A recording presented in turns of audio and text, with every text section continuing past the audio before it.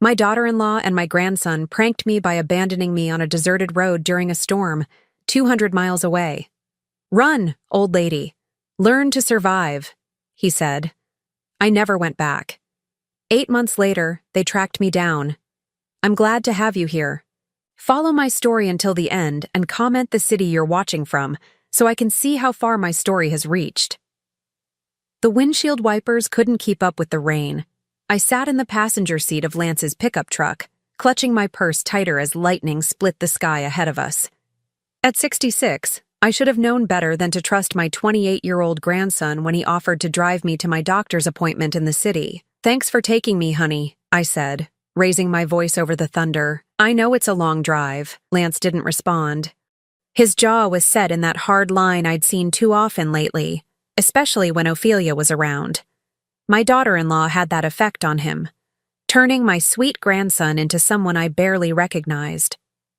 "The GPS says we're still 2 hours from Dr. Henderson's office," I continued, trying to make conversation. "Maybe we should pull over until this storm passes." That's when Lance started slowing down. At first I thought he was being sensible, finding a safe place to wait out the weather. But when he pulled onto a gravel road that led to absolutely nowhere, my stomach dropped.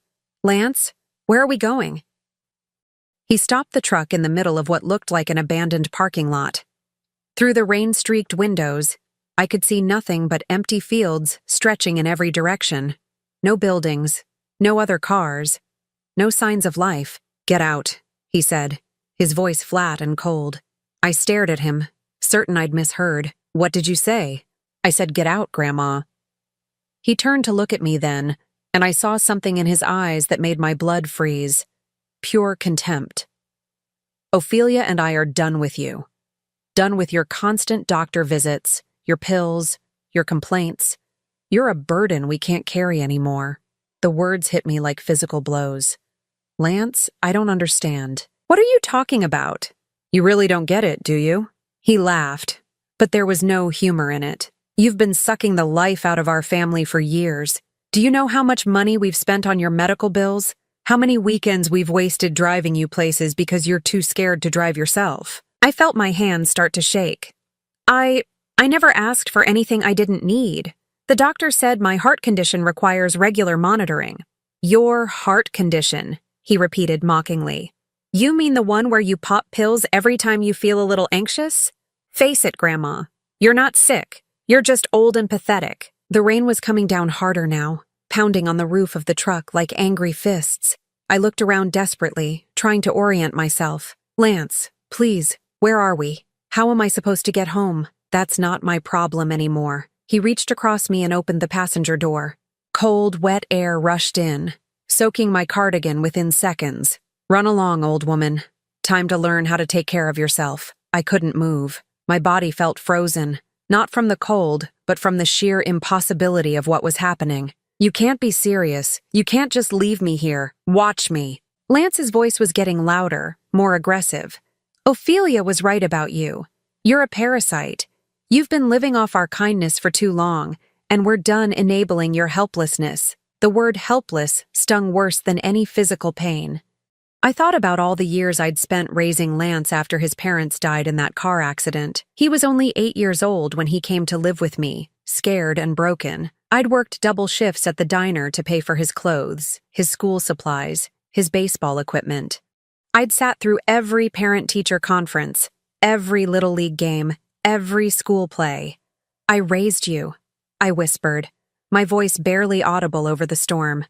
"When you had nowhere else to go, I gave you everything. And now it's time for you to figure out your own life." Lance grabbed my arm, not gently, and started pulling me toward the open door. "Come on, I've got places to be." I stumbled out of the truck, my sneakers immediately sinking into the muddy gravel. The rain hit me like ice water, plastering my gray hair to my skull and soaking through my clothes. I turned back to the truck, hoping to see some trace of the boy I'd loved and protected for 20 years. Instead, Lance was already putting the truck in reverse. Through the windshield, I could see him on his phone, probably calling Ophelia to tell her the deed was done. He didn't even look at me as he backed away. "Lance, wait." I called out, running after the truck as it picked up speed. Please don't do this. But he was already turning onto the main road, his taillights disappearing into the storm.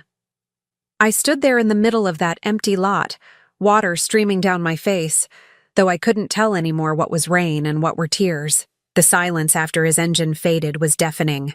Just me, the storm, and the crushing realization that the family I'd sacrificed everything for had just thrown me away like garbage. I pulled out my phone with shaking hands, hoping for one bar of signal, but the screen showed nothing. No service. No way to call for help. Thunder crashed overhead, and I looked around desperately for any kind of shelter. That's when I saw it, a small building in the distance, barely visible through the rain. It looked like it might be a gas station or convenience store. With nowhere else to go, I started walking toward it, every step a struggle against the wind and mud. As I trudged through that storm, completely alone and abandoned by the person I'd loved most in the world, I felt something inside me break. Not just my heart, though that was shattered beyond repair. Something deeper. The part of me that had always believed family meant something. The part that trusted love was unconditional. By the time I reached that little building, which turned out to be a closed auto repair shop, I wasn't the same woman who'd climbed into Lance's truck that morning. I was someone else entirely. Someone who finally understood that sometimes the people who hurt you most are the ones you'd do anything to protect. The auto repair shop was locked, but there was a small overhang that provided some shelter from the worst of the storm. I huddled against the door, my teeth chattering so violently I could hear them clicking together. My clothes were soaked through, and I could feel the cold seeping into my bones. I don't know how long I stood there, maybe an hour, maybe 3. Time seemed to stretch and compress in strange ways. Every few minutes, I'd pull out my phone to check for signal, but the screen remained stubbornly blank. No bars, no hope of calling anyone, even if I'd had someone to call. That's when I heard the truck engine. At first, my heart leaped. Maybe Lance had come back. Maybe he'd realized what he'd done and returned to get me. But as the headlights cut through the rain, I could see it wasn't his red pickup. This truck was older, white, with rust along the wheel wells. The truck pulled up beside the repair shop, and an elderly man in a rain jacket jumped out. He was probably around 70, with white hair and kind eyes behind wire-rimmed glasses. "Ma'am, are you all right?" he called over the storm, hurrying toward me. I tried to answer, but my voice came out as more of a croak. The cold had settled deep in my throat, making it hard to speak. "Good Lord, you're soaked to the bone," he said, taking off his rain jacket and wrapping it around my shoulders. "I'm Harold Morrison. My wife and I live about a mile down the road. What in the world are you doing out here?" I wanted to tell him everything, but the words wouldn't come. How do you explain to a stranger that your own family just discarded you like trash?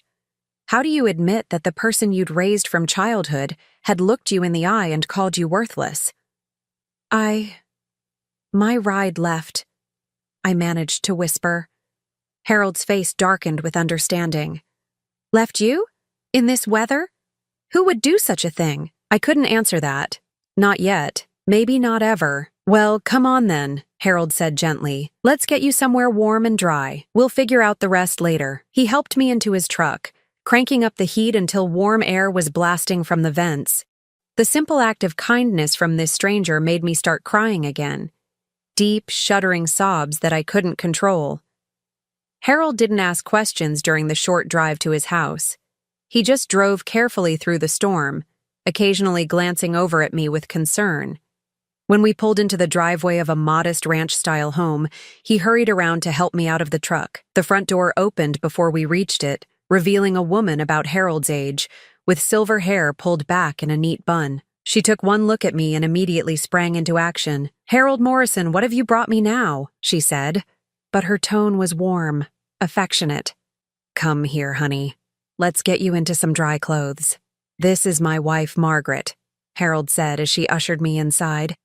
"Maggie, this lady was stranded out at the old Murphy place. Someone left her there in the storm." Margaret's eyes flashed with anger. Left her? What kind of monster leaves an elderly woman in weather like this? That word, elderly, hit me harder than I expected. I'd never thought of myself that way before. In my mind, I was still the young woman who'd worked 3 jobs to support Lance, who'd stayed up all night when he had pneumonia, who'd cheered louder than anyone at his high school graduation. But standing there in Margaret's living room, dripping water on her clean floors, I suddenly felt every one of my 66 years. "Let's get you into a hot shower first," Margaret said, her voice gentle but firm. "Then we'll talk." She led me to a guest bathroom and provided me with clean towels and a warm robe. The hot water felt like a miracle against my chilled skin. As I stood under the spray, I let myself cry again, not the desperate sobs from earlier, but quieter tears of grief for the life I'd thought I had. When I emerged from the bathroom 20 minutes later, Margaret had prepared a mug of hot tea and a bowl of homemade soup. The kindness of these strangers was almost overwhelming. "Now then," Margaret said, settling into the chair across from me, "tell us what happened." So I did. I told them about Lance, about Ophelia, about the years I'd spent sacrificing for a family that saw me as nothing more than a burden. I told them about the medical bills Lance had complained about, bills I'd been trying to pay myself despite my limited Social Security income. I told them about the countless times I'd bitten my tongue when Ophelia made cutting remarks about my age, my appearance, my usefulness. Harold and Margaret listened without interruption, their faces growing more troubled with each detail. "That boy should be ashamed of himself," Harold said finally, his voice tight with anger. "After everything you did for him." "Where will you go?" Margaret asked gently. "Do you have other family?" I shook my head. Lance was all I had left. My husband died 15 years ago, and Lance's father was my only child. The reality of my isolation hit me fresh.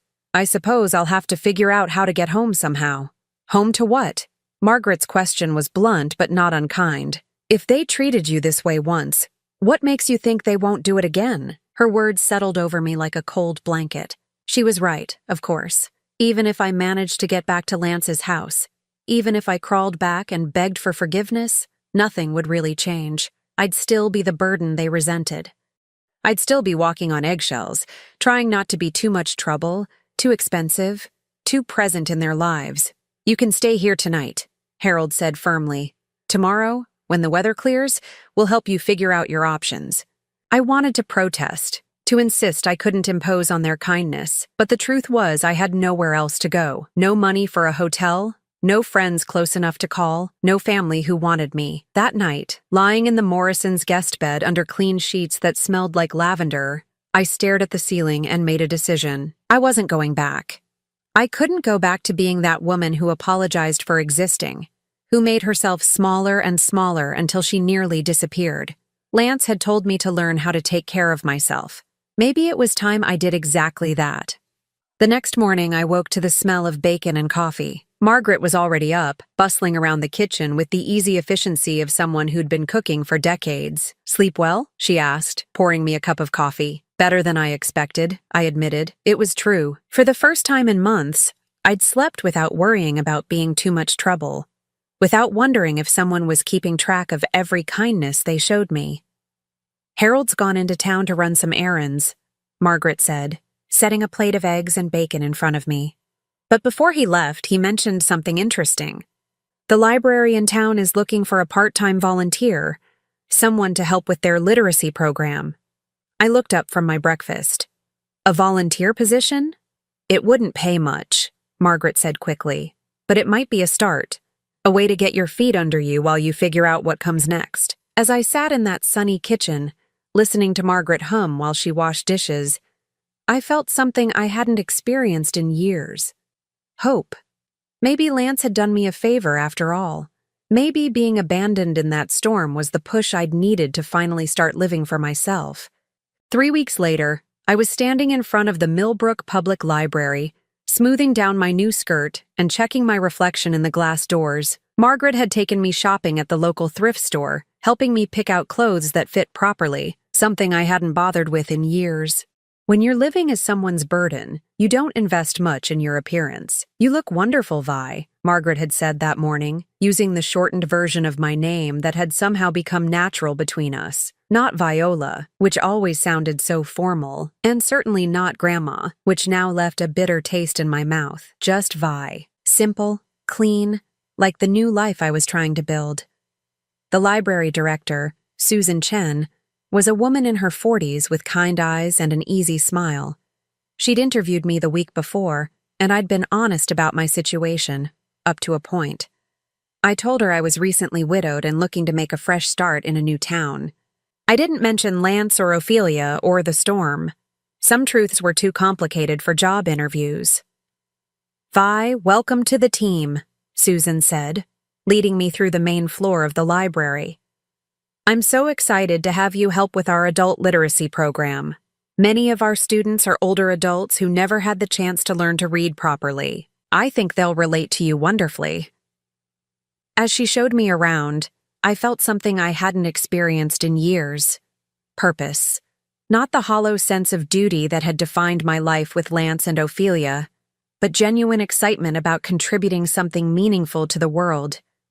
My first student was a man named Frank, probably in his early 70s, who'd worked construction his whole life and had hidden his illiteracy through a combination of street smarts and loyal friends.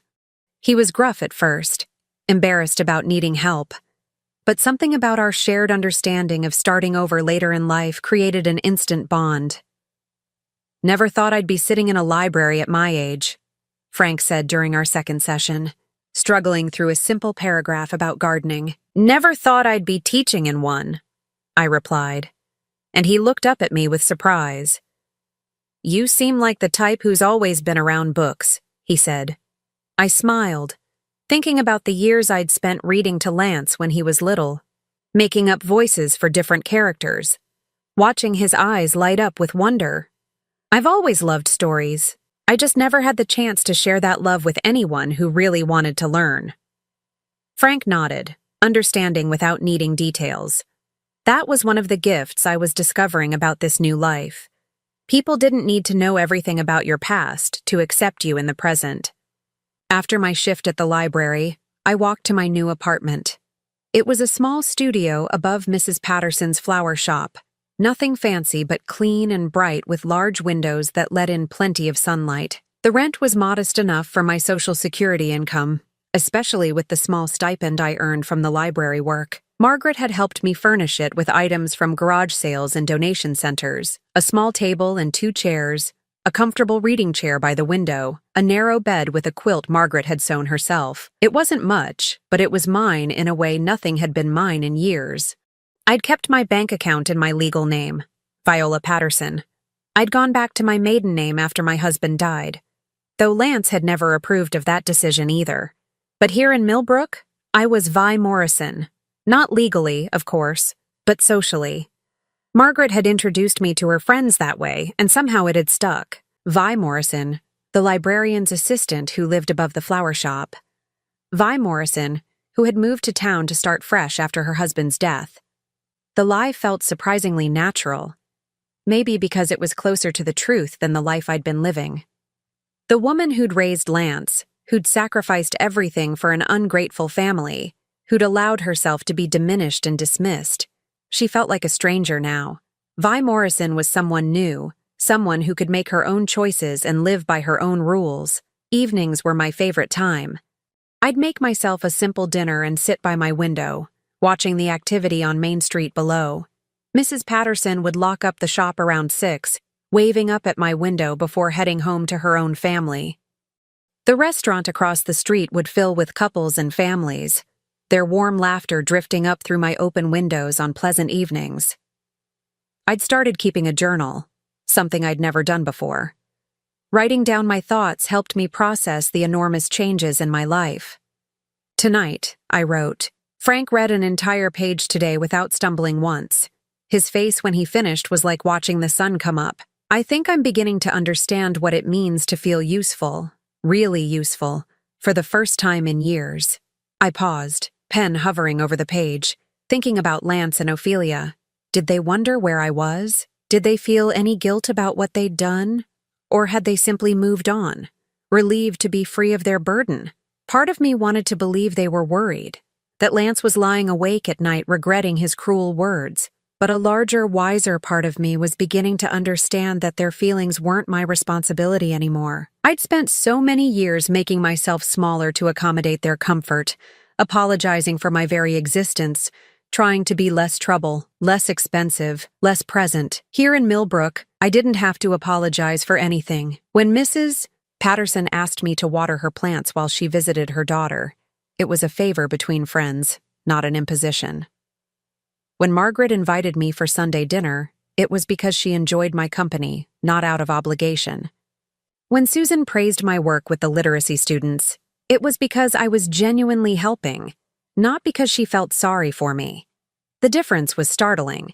I'd forgotten what it felt like to be wanted rather than merely tolerated. 2 months into my new life, I received my first real test. Margaret and I were having coffee at the local diner when a familiar name drifted over from the booth behind us. "The Morrison place?" someone was saying. "You know, Harold and Maggie Morrison. Sweet couple. Heard they've been helping some woman who got herself into trouble with her family." My blood ran cold. Margaret's eyes met mine across the table, and I could see her concern. "What kind of trouble?" the other voice asked. "Not sure exactly. Something about being abandoned somewhere. Maggie's been real cagey about the details, but you know how she is about taking in strays." Margaret's jaw tightened at the word strays, but she kept her voice level when she spoke. "Small towns," she said quietly to me. "People talk. It doesn't mean anything." But it did mean something. It meant my carefully constructed new identity could crumble at any moment. It meant that even here, 200 miles from my old life, I couldn't completely escape the possibility of being dragged back into that world of judgment and obligation. That night, alone in my apartment, I made another decision. If I was going to build a new life, I needed to do it properly. No more half measures, no more looking over my shoulder. I pulled out my phone and, for the first time since that terrible night, looked up Lance's number. Then I blocked it. Blocked Ophelia's too. Deleted their contact information entirely. If they wanted to find me, they'd have to work for it. And by then, I'd be ready for them. The phone call came on a Tuesday morning while I was organizing children's books in the library's reading corner. Susan answered, and I could hear her speaking in low, concerned tones from her office. When she emerged, her expression was troubled. "Vi, there's someone on the phone asking about you," she said carefully. "A woman named Betty Hutchins. She says she's a neighbor of yours from your old town." My hand stilled on the book I was holding. A bright picture book about a little bear who gets lost in the woods. Betty Hutchins. I remembered her vaguely. An older woman who lived 3 houses down from Lance and Ophelia, the type who knew everyone's business and wasn't shy about sharing it. "She says it's important," Susan continued. "Something about your family being worried about you." I felt that familiar tightness in my chest. The same feeling I'd had whenever Lance would come home in one of his moods, ready to blame me for whatever had gone wrong in his day. But this time, instead of automatically apologizing and trying to fix things, I took a deep breath and made a choice. "I'll take it," I said, walking to Susan's office and closing the door behind me. Betty's voice came through the phone like a blast from a past I'd been trying to forget. "Viola? Viola Patterson? Thank goodness I found you. I've been calling libraries all over the state."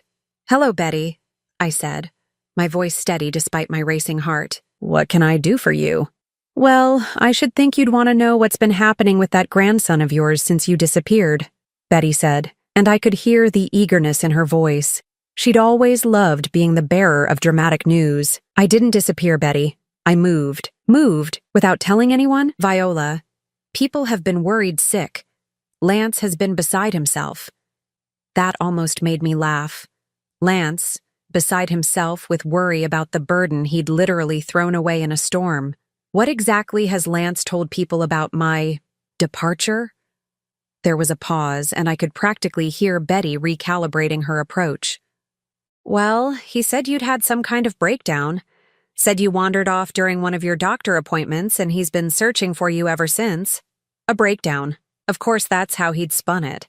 Poor Lance, dealing with his mentally unstable grandmother, who just couldn't handle the stress of aging. It was perfect. It made him look like the devoted grandson while painting me as the problem. "Betty, did Lance mention anything about the circumstances of my departure? About where exactly I was when I had this supposed breakdown?" Another pause. Longer this time. Well, He said it was during a storm, that you got confused and wandered away from the car. I see. I kept my voice neutral, but inside I was seething. Even in his lies, Lance couldn't completely hide the truth. And how has Lance been handling my absence? That's when Betty's tone shifted, becoming more conspiratorial. Well, since you ask, things haven't been going too well for him and that wife of his. Ophelia's been having some difficulties. What kind of difficulties? Money troubles, mostly. Word is they've been behind on their mortgage for months. Lance lost his job at the warehouse about 6 weeks ago. Something about showing up drunk. Though Ophelia's been telling everyone it was budget cuts. My grip tightened on the phone. 6 weeks ago.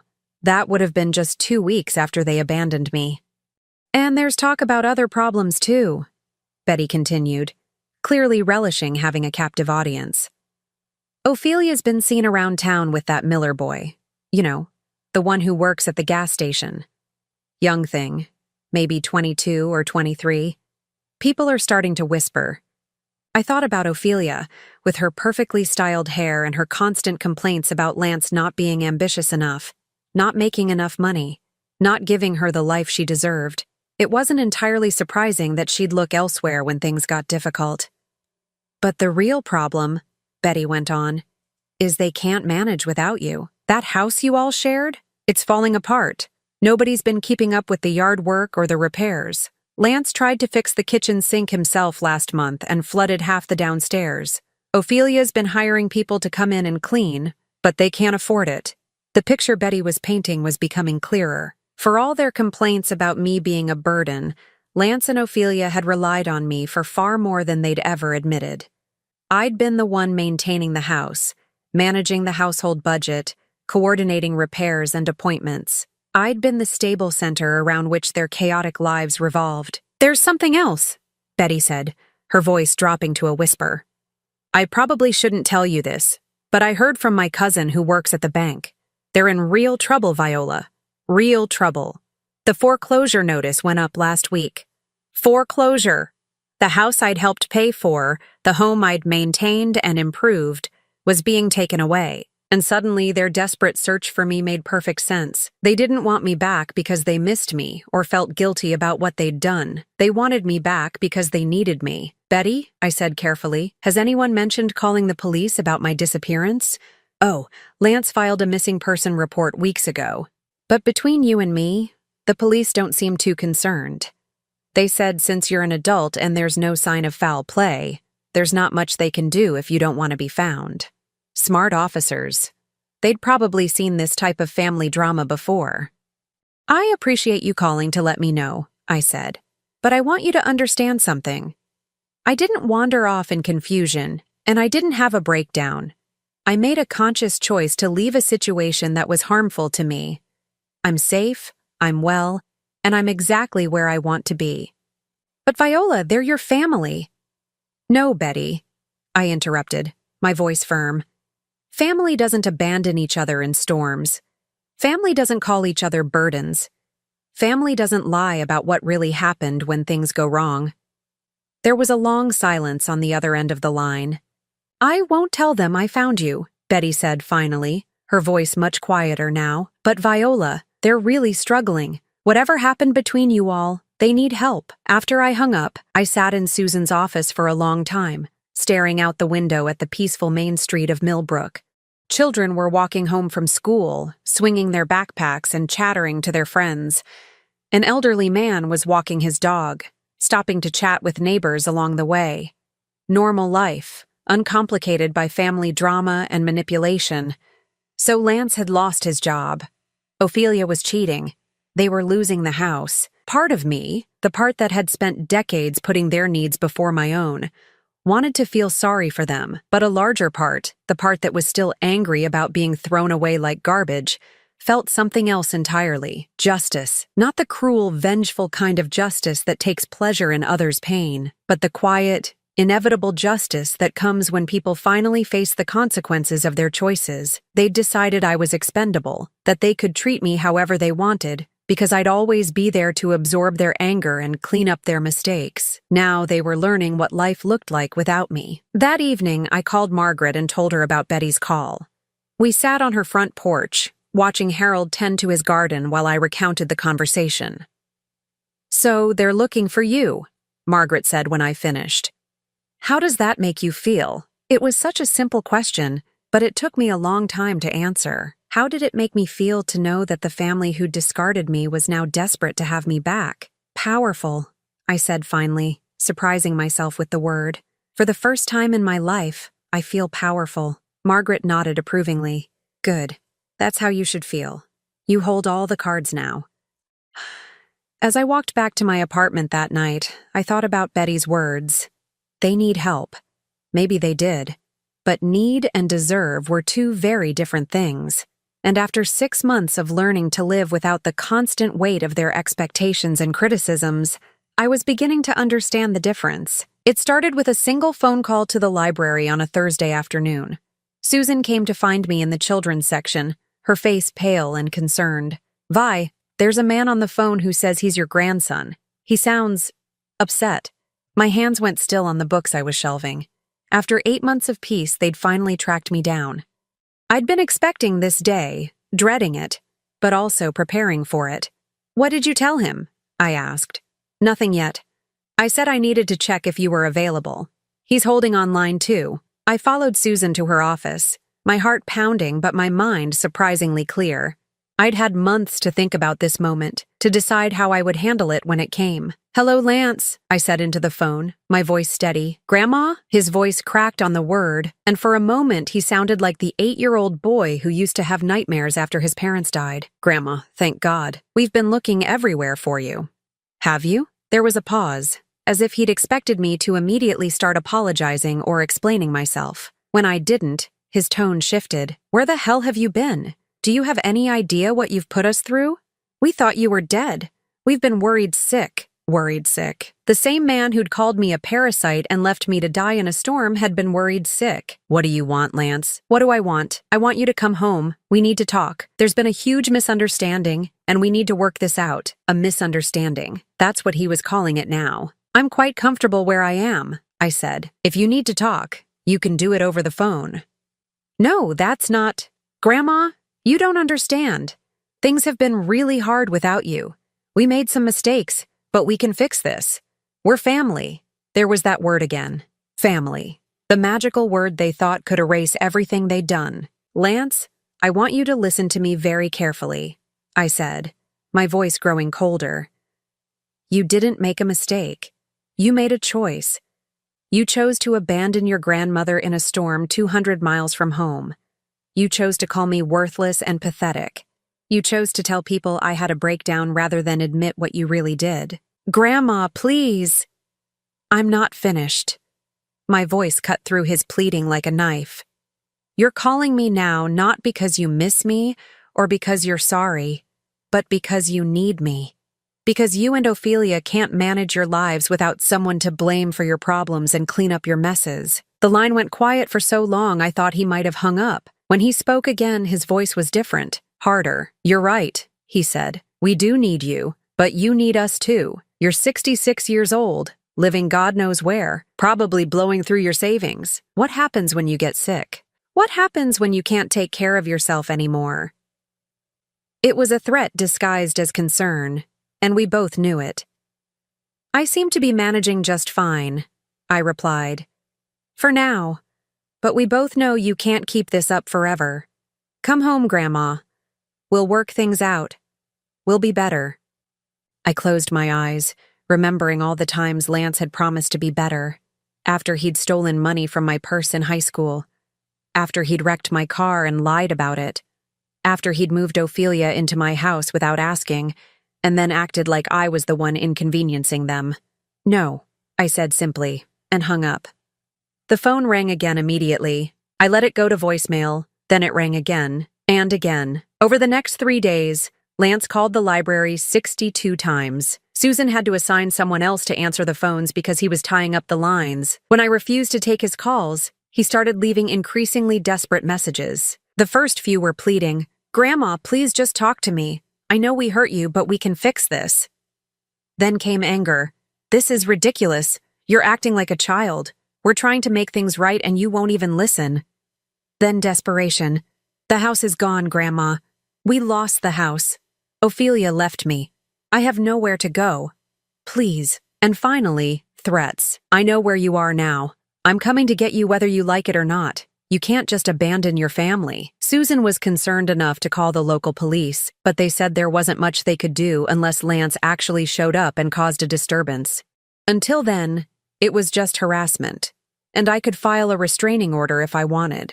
I didn't want to involve the law if I could help it. This was between Lance and me. On Saturday morning, I was watering the flowers outside Mrs. Patterson's shop when a familiar red pickup truck pulled up to the curb. My heart rate spiked, but I forced myself to keep watering, to appear calm even though my hands were shaking. Lance got out of the truck and I was shocked by how he looked. He'd lost weight and not in a healthy way. His clothes were wrinkled and hung loose on his frame. His hair was greasy and he had the hollow-eyed look of someone who hadn't been sleeping well. "Hello, Lance," I said, without looking at him. "Jesus, Grandma, you look." He trailed off, staring at me. I suppose I did look different. The months of peaceful living had been good to me. I'd put on some healthy weight. My skin had color from spending time outdoors, and my clothes fit properly. I looked like a woman who was taking care of herself instead of someone who was simply surviving. "You look good," he finished lamely. "Thank you, you don't." He flinched at my bluntness. The old me would have immediately softened the blow, would have asked if he was eating enough, if he needed money, if there was anything I could do to help. The new me just kept watering the flowers. "Can we talk?" he asked. "We're talking now." I mean, really talk. Somewhere private. I looked at him then, this young man I'd raised, and felt a strange mixture of pity and disgust. He looked desperate, beaten down by life in a way that might have broken my heart 8 months ago. Now it just made me tired. "You can say whatever you need to say right here," I told him. Lance glanced around nervously. We were on Main Street, and although it was early, there were already people walking their dogs and getting coffee at the diner across the street. "I'm sorry," he said finally, "for what we did that night, for leaving you. It was wrong." I waited for more, but apparently that was the extent of his apology. "And?" I prompted. And I want you to come home. I know things got out of hand, but we can start over. I've learned my lesson." "What lesson is that, Lance?" He looked confused by the question. That family is important? Try again." His face flushed red. "I don't know what you want me to say. I want you to say what you learned. I want you to understand what you did wrong so I know you won't do it again." Lance was getting agitated now, his voice rising. "I said I was sorry. What more do you want? You're my grandmother. You're supposed to forgive me." There it was, the entitlement that had always been there, just barely hidden beneath the surface. He wasn't sorry for what he'd done to me. He was sorry that it had consequences for him. "No, Lance," I said quietly. "I'm not supposed to do anything anymore. That's what you taught me that night in the storm. Don't be like this," he pleaded. "I know you're mad, but you're all I have left. Ophelia's gone. The house is gone. I lost my job. I need you." And there it was, the truth he'd been dancing around. He didn't want me back because he loved me or missed me. He wanted me back because his life had fallen apart without someone to take care of him. "That sounds like a lot of problems," I said, moving to the next planter. "I'm sure you'll figure something out. Grandma, please." His voice broke, and for a moment he sounded like that scared little boy again. "I don't know how to do this without you." I stopped watering and looked at him directly. "You should have thought of that before you threw me away." Lance's face went through several emotions: hurt, anger, desperation. Finally, his expression hardened into something ugly and familiar. "You know what? Fine. Be stubborn. But don't come crawling back to me when this little fantasy life of yours falls apart. You're not as young as you think you are, and someday you're going to need help. Don't expect it from me." With that, he got back in his truck and drove away, tires squealing against the asphalt. I finished watering the flowers, my hands steady now that the confrontation was over. Mrs. Patterson appeared in the doorway of her shop, having obviously witnessed the entire exchange. "You okay, hun?" she asked gently. I looked down the street where Lance's truck had disappeared, then back at the peaceful morning scene around me. People going about their lives, children playing in the park across the street, the smell of fresh bread wafting from the bakery. Yes, I said, and meant it. I'm exactly where I need to be. 2 years passed like pages turning in a good book, peacefully, with purpose, each day better than the last. I'd been promoted to head of the adult literacy program at the library, earning enough combined with my social security to live comfortably. Frank had learned to read well enough to help his own grandson with homework, and we'd started a small reading group for other late-in-life learners. I'd also started volunteering at the local senior center, teaching basic computer skills to people my age who wanted to stay connected with distant family. The irony wasn't lost on me, helping others maintain family relationships while having completely severed my own. But it felt right. These were people who were valued by their families, who had grandchildren who called just to chat rather than to demand. Margaret had become the sister I'd never had, and Harold the protective older brother I'd always wanted. They'd officially adopted me into their family, including me in holiday celebrations and treating me like I'd always belonged. It was the first time in my life I'd experienced unconditional love from people who weren't obligated to care about me. On a crisp October morning, I was arranging books in the library's front window display when I saw a familiar figure walking slowly down Main Street. Even from a distance, I recognized the posture, the way she carried herself like she was performing for an invisible audience. Ophelia. She looked older than her years, her once perfect blonde hair now showing dark roots and split ends. Her clothes were still stylish but worn, like someone trying to maintain appearances on a shrinking budget. She was walking hesitantly, checking building numbers, clearly looking for something, or someone. I watched her pause in front of Mrs. Patterson's flower shop, looking up at my apartment windows above. Then she crossed the street and headed directly for the library.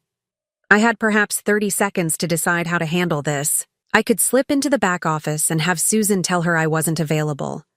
I could go out the rear exit and avoid the confrontation altogether. But something in me had changed over these 2 peaceful years. I was no longer the woman who hid from difficult conversations or apologized for existing. When Ophelia walked through the library doors, I was standing at the circulation desk, calm and ready. She stopped short when she saw me, her carefully applied makeup doing little to hide the shock on her face. I suppose I looked different again, confident, well-dressed, completely at ease in my environment. Not at all like the broken woman they'd abandoned in that storm. "Viola," she said, her voice uncertain. "Ophelia." I kept my tone neutral, professional. "What brings you to Millbrook?" She glanced around the library, taking in the displays I'd created, the reading corner where my literacy students gathered, the bulletin board full of community announcements and success stories. This was clearly not what she'd expected to find. "We need to talk," she said finally. "About what?" Ophelia's composure slipped for a moment, revealing something I'd never seen in her before: vulnerability. About Lance, about everything that's happened. I gestured to a quiet seating area near the windows. "We can talk here." She followed me, her high heels clicking against the polished floor. Even in her reduced circumstances, she was still trying to project an image of sophistication. "You look well," she said as we sat down. "I am well. Very well." That's good." She fidgeted with her purse strap, clearly struggling with what to say next. "Viola, I know we didn't part on good terms. That's one way to put it. I want you to know that I regret how things ended. We both said things we didn't mean." I studied her face, looking for signs of genuine remorse. What I saw instead was calculation, the same expression she'd worn whenever she was trying to manipulate Lance into buying her something expensive. "What did you say that you didn't mean?" I asked. The question seemed to catch her off guard. I said a lot of harsh things over the years. About your age, your health issues, your financial situation. Those weren't things you said that night in the storm, Ophelia. Those were things you said constantly for years, because that's what you actually thought of me. Her mask slipped further. "You have to understand. We were under a lot of stress. The mortgage, Lance's drinking, my job situation. We weren't thinking clearly. Lance's drinking. That was new information, though it explained some things about how they'd fallen apart so quickly after I left. "Where is Lance now?" I asked. Ophelia's face crumpled slightly. He's not doing well, Viola. After I left him, he really went downhill. He's been living in a trailer park outside the city, working part-time at a gas station when he can keep a job. He's drinking more, and he's angry all the time." She paused, wiping at her eyes with a tissue. "He talks about you constantly, about how you abandoned him, how you're selfish for not helping when he needs you most." The manipulation was so transparent it was almost insulting. Paint Lance as the victim, make me feel guilty for his poor choices, then swoop in with whatever she really wanted. "And what about you?" I asked. "How are you doing?" "I'm managing," she said quickly, then seemed to realize that wasn't the right approach. "Actually, no. I'm not managing well at all. I'm working 2 part-time jobs, living in a studio apartment. I had to sell my car and take the bus here." She leaned forward, her voice becoming more urgent. "Viola, I know we treated you badly. I know we took you for granted, but we're family, and families forgive each other. They help each other when times are hard." There it was, the ask. I waited for her to continue. "I'm not asking for much," she said. "Just enough to get back on my feet. Maybe help Lance get into a treatment program. We could all start over. Be the family we should have been." I sat back in my chair, looking at this woman who had spent years making my life miserable, who had encouraged Lance to see me as a burden, who had probably been the one to suggest abandoning me that night. "Ophelia," I said quietly, "do you remember what Lance said to me that night in the storm?" She shifted uncomfortably. "He was upset. We both were. He called me a parasite. He said I was pathetic, and that you were right about me. He told me to run along and learn to take care of myself." I kept my voice level, matter of fact.